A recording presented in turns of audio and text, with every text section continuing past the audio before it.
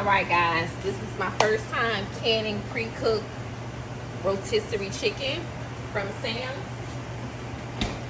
So what I did was, when I deboned the chicken, I put it in a pot of water and I boiled the chicken bones to get the broth from the rest of this chicken. Okay,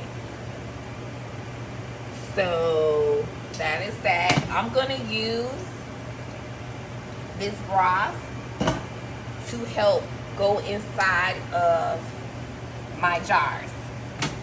I don't want to overpower. I got actually some chicken broth in the microwave. Some of this chicken broth in the microwave to kind of add to it just in case. If not, I'll let it cool off and I'll put it up. So that's what I did. It is like it's a chicken broth color substance, which is fine with me. It is the broth that came right off of the chicken. That the chicken back and some of the chicken parts. A lot of people, when they eat chicken, they don't eat the chicken back because they say that's the cheap part of the chicken. And then there's also some meat on these parts. I'm gonna get some of that meat off anyway. So I'm working with limited space because usually on the other side, I'm operating on the other side, but I'm limited due to the fact that my top microwave here has given out on us, and we would love to get a different kind of microwave and possibly move this and have like a nice big vent. And move this out of the way.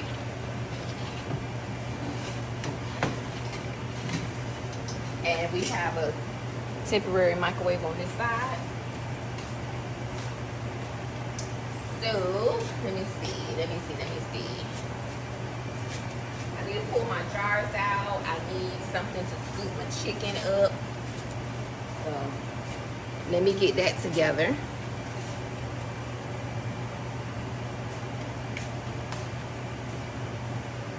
I'm hoping once I get this done, I can start editing my butter video so that it can be uploaded, so I can make room on my camera. I'm recording from my iPhone. I just received my new stand. My mic, I don't have it hooked on to me, and that's all right because I talk loud enough for you guys to hear me anyway. All right, so let me start pulling some of these hot jars out. And I'm gonna start packing this chicken inside of these hot jars. All right, let's see. I'll probably keep this level. This one here.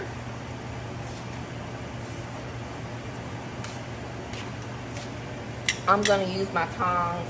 I'm just grabbing pieces of chicken that I can to put inside of the jar.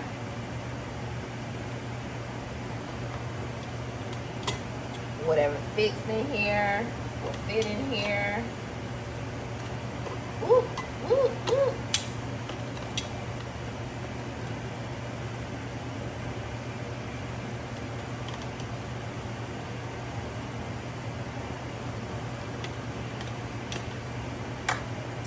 This might be more,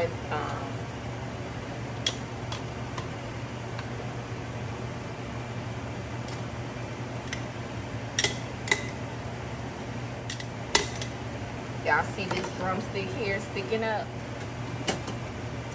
My hands are clean, so I'm not worried about it. Try to get that. Ooh, that jar hot.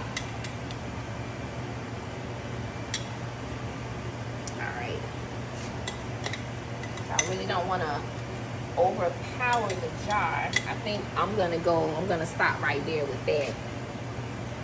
I'm gonna continue on because I have the liquid that I'm going to pour on top as well too. Oh shoot, I want that guard there because remember I have to clean my jars with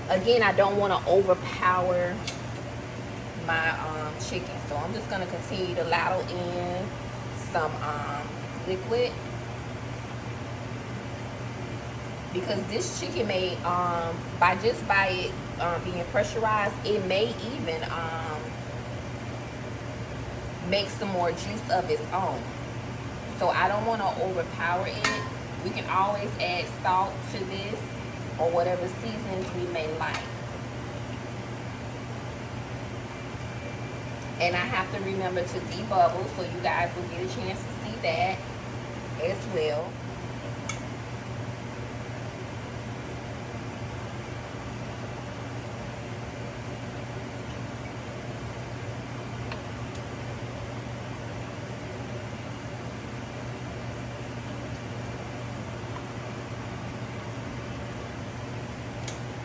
Again, I don't want to overpower the chicken. Even though this is the broth from the rotisserie, it doesn't still have that rotisserie taste, but I wanted to use the same bones in order to keep the flavor, even though I added water. The debubbler, where are you, debubbler? Debubbler, where are you? I just saw you. Okay, here it is. And I need my vinegar. So remember the debubbler, right guys? Let me get my vinegar. Pick that bad boy up. Use your debubbler, and what you're gonna do is you're gonna go on the side. You see how the bubbles kind of come up, and all you're gonna do is just go around. Don't worry about tearing up the meat, if the meat gonna, you know, not be right. You want to get the bubbles out. That's the air pockets. You don't want any air pockets in here, okay? So you're going to do that with every jar. Anything that has liquid in it, if it's liquid only, it's different because it's just liquid. But if it has liquid with contents in it, you want to debubble. You want to debubble. And let's just say you're still working on getting your canning materials. You can use a butter knife. You can use a butter knife. You can use a ladle. Where is it?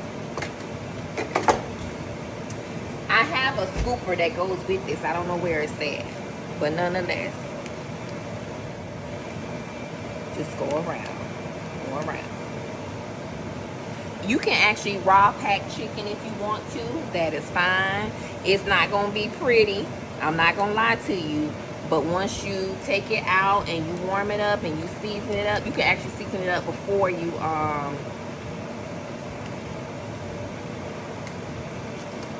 know what, now that I think about it, I want to add just a little bit of chicken broth.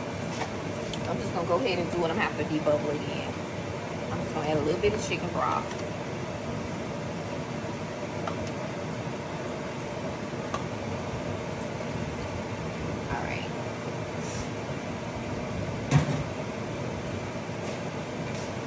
So guess what? I have to debubble again, which is fine with me.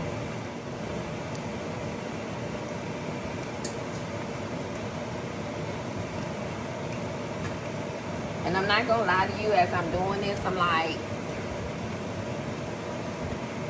it's a lot of liquid, but it's not that much. Did I do this one? Let me. That's fine. Because it's rotisserie chicken. Alright. Now, do I want to add a little salt? No, I'll just wait.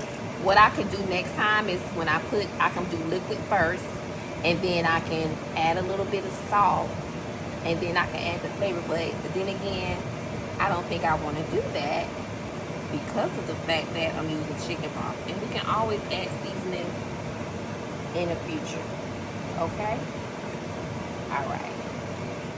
Remember, these are wide mouth jars, so we have wide mouth lids. Going to wipe around my rim.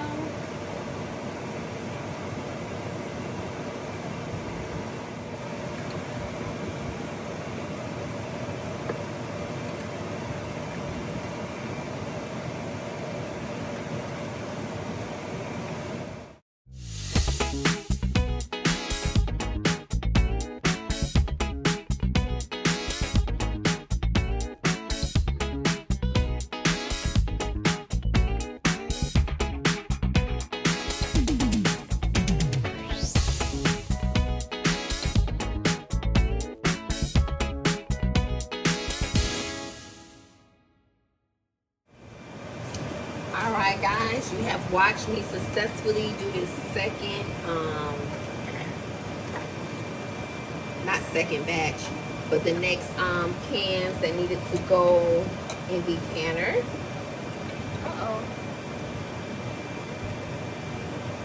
I did end up doing 4 pints that I feel is going to go on the top on the second shelf.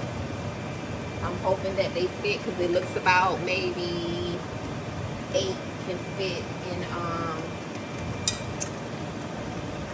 the canner bottom of wide mouth. We're going to see in a second. I hope you guys are enjoying my video. All right, get on there now. Don't be acting like it ain't. Okay. Some more rings. I think 3. 4 regular and maybe 2 more wide. Alright. So remember, fingertip tight. You don't want to crank it. Just if you pay attention to how I turn it, it's not tight. So the air conditioning guy came and we need a new piece for the air conditioning. So we're going to be without air until Monday. Today's Saturday. And I can feel the sweat rolling down my back.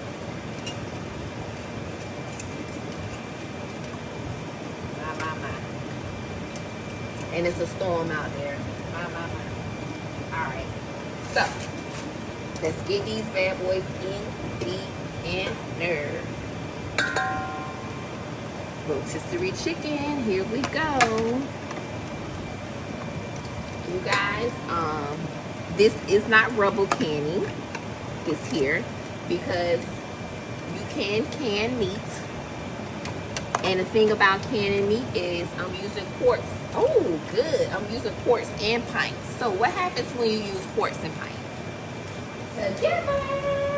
Well, number one, we can all agree that's the second shelf thing there. I hope you guys can see that. Let me look to see if you can see that some. Okay. And back y'all up a little bit so y'all can see. Okay. There we go. So this is the second shelf. I'm hoping that they will fit successfully. I believe so. Because sometimes it seems like it be tripping when I go to add. When I go to add. We're going to see. Because it looked like it might not work.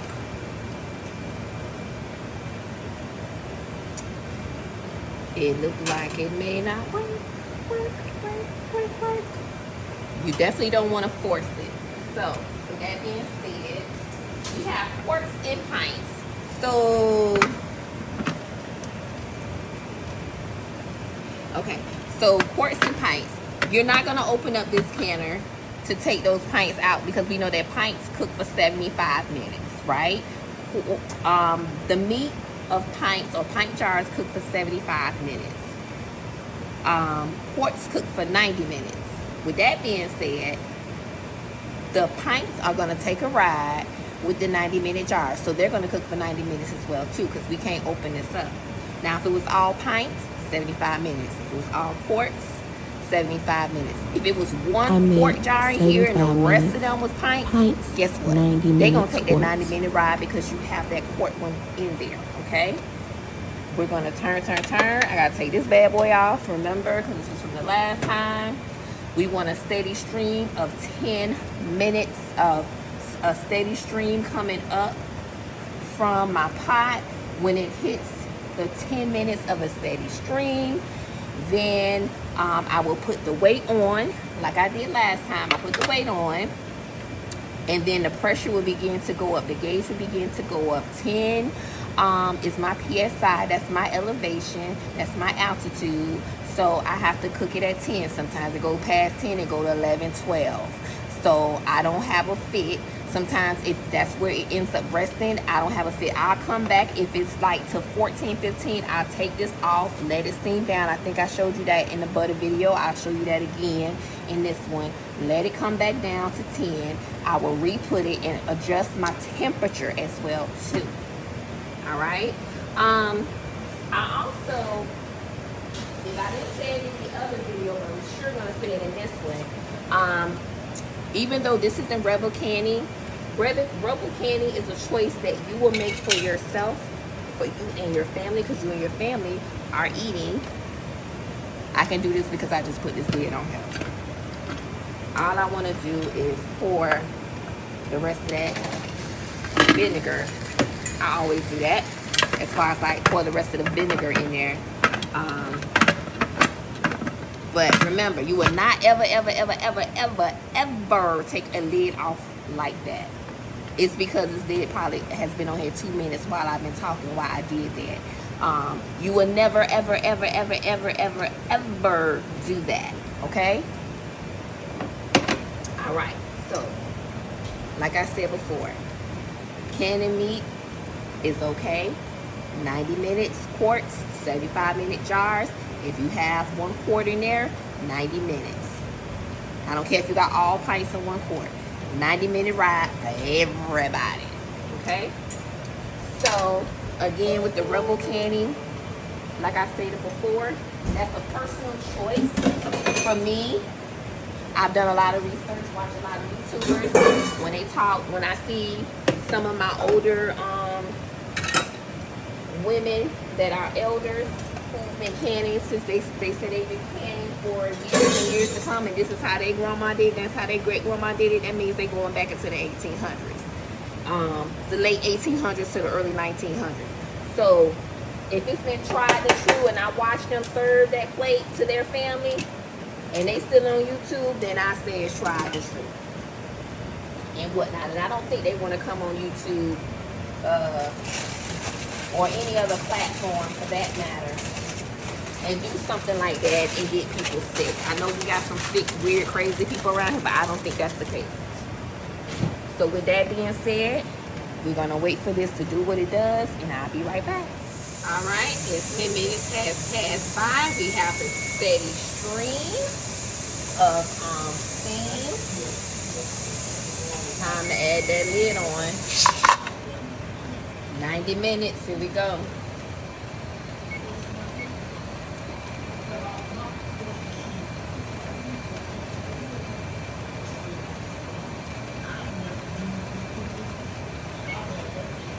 Alrighty.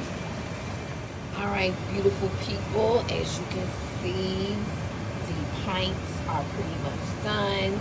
You can see the action going on where it is bubbling. They look so nice. So I'm going to go ahead and start taking this out one by one. As you can see, it is still cooking. The pressure canning process is still happening. So we want to make sure that we do this in decency and order without shaking it up. My butter is still there doing its thing as well too.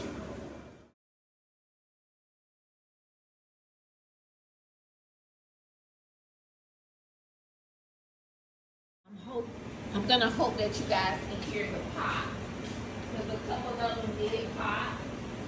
I believe one of them popped in the pot just as well as one pop on the out here.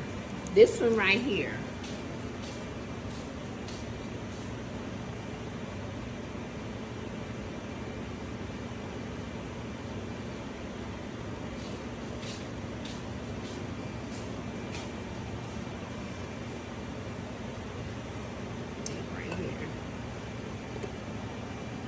So,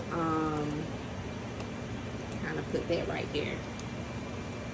So, when I went to raise this one out of the canner, I noticed that the ring wasn't closed tight. And then when I went to turn it, the lid moved. So, I shifted it really quick and tightened it. And I was like, uh-oh, I'm going to have to make sure I keep note of this one because it may not seal.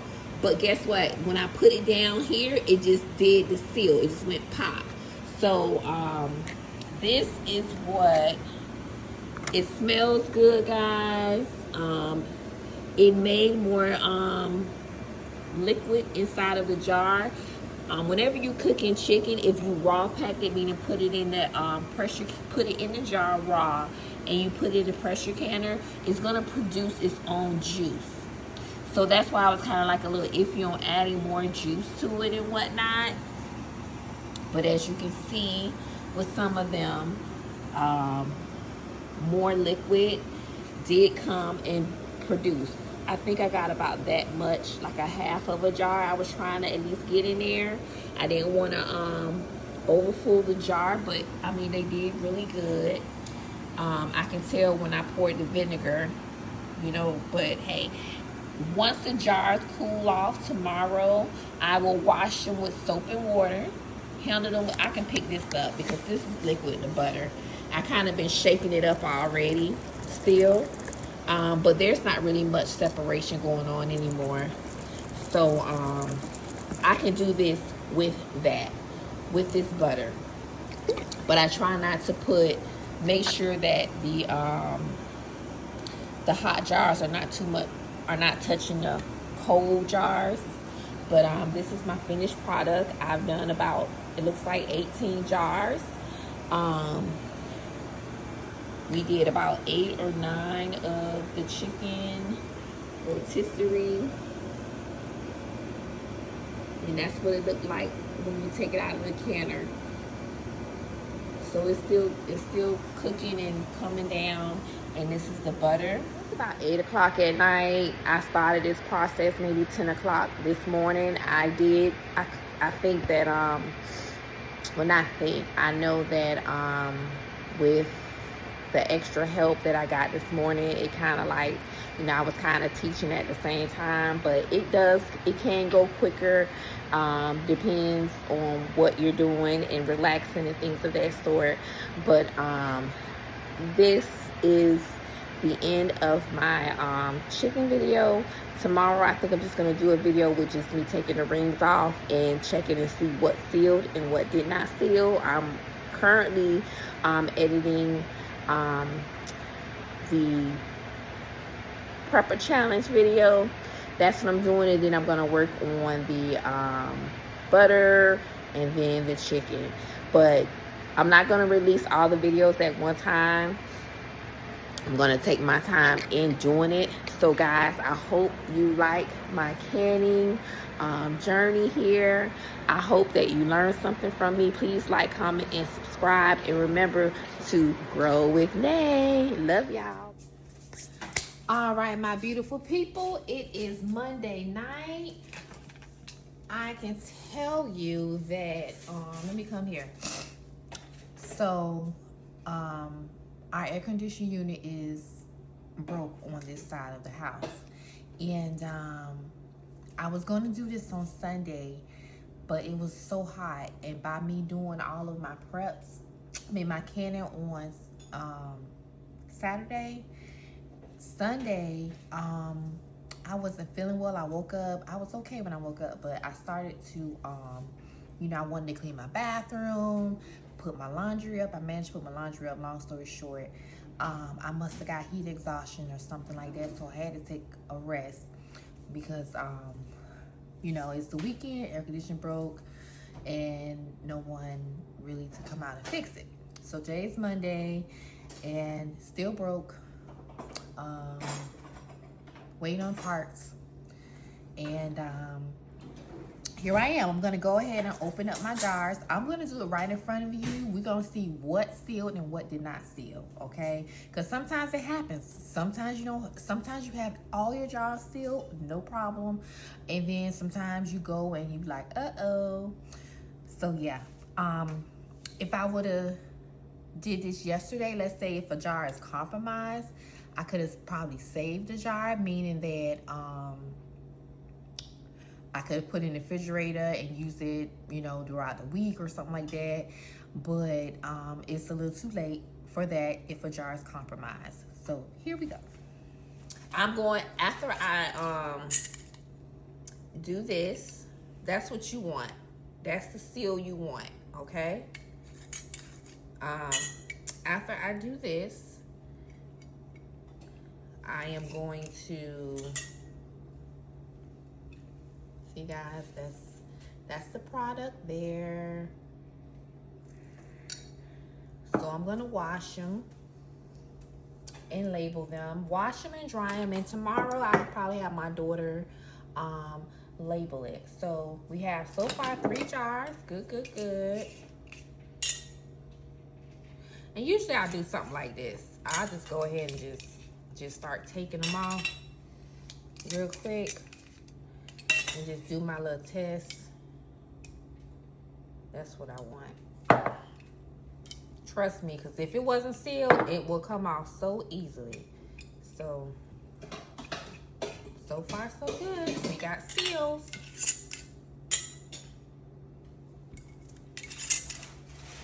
This is just exactly what we want, people.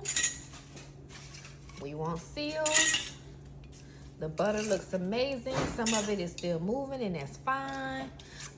It will settle when it does, and it is hot in here.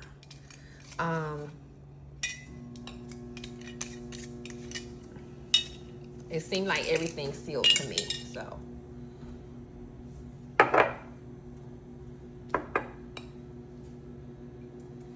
Trust me, I wouldn't be able to hold it by the lid if the seal was, you know, compromised. It will fall right out of my hand. See, there we go. Did you see that? That's one.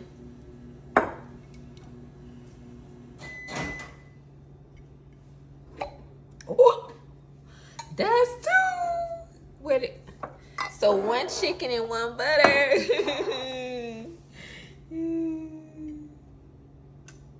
So, all right.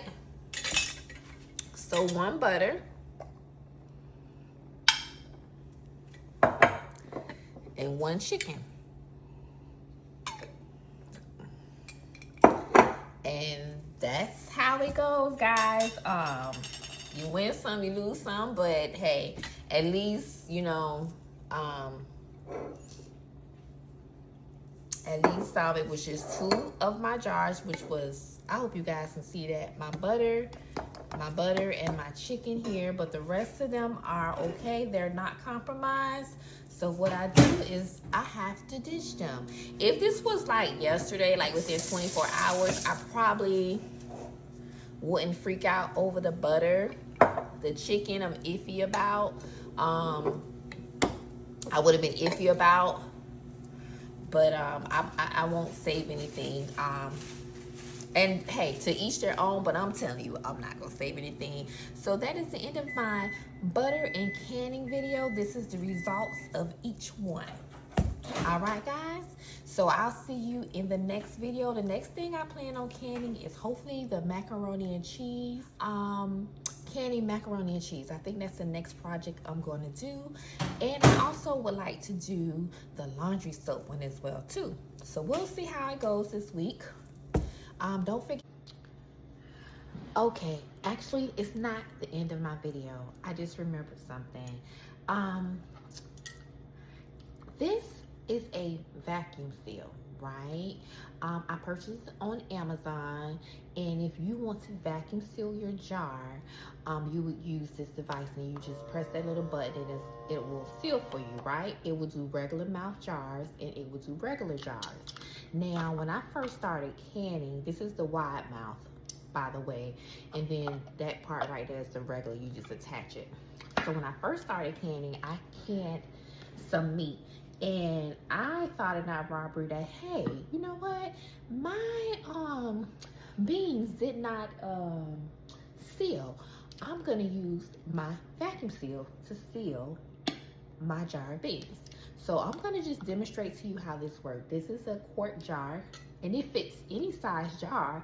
It's just that you have to make sure if you're using the regular part or if you're gonna use the wide. So all you do is you put this on top, press it down, you press the button, and it's gonna start dialing. And you'll know when it's like, you'll know when it's finished because it'll do like a type of deal. So what it's doing is sucking the air out. So In the event that you have a jar that's compromised, do not do this method. It is done. The reason why is because I thought that I can go back and reseal my jar that didn't seal through the pressure. So I put the jars up, and maybe a few days later it was just this funky smell. And I came home from work and my husband was like, Renee, something is spoiled. I smell it and it's coming from your area where you can. And lo and behold, I checked, it was I think 2 or 3 jars that was compromised, right? It's on 61 seconds. Sometimes it takes like 80, 90 seconds or so. But I never did one with the empty jar. So anyway, let's see. 74, 75, 76, 7, 8, 8, 1, 2, 3. Usually it finishes by then, but again, this jar is empty. Okay, so it also tells me my battery life, which is 69% left, and I just screw it off.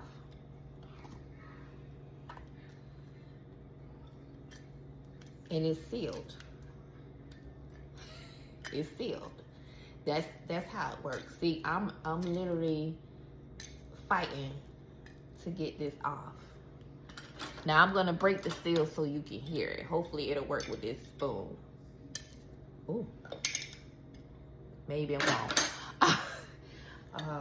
I'm not strong enough by hand to do this, but that just lets you know how strong this is. And people put noodles in here to vacuum seal when they don't want to use a Mylar bag, and they also put rice, flour that they want to store up. So if you're looking for this device, it's on Amazon. It's a vacuum sealer.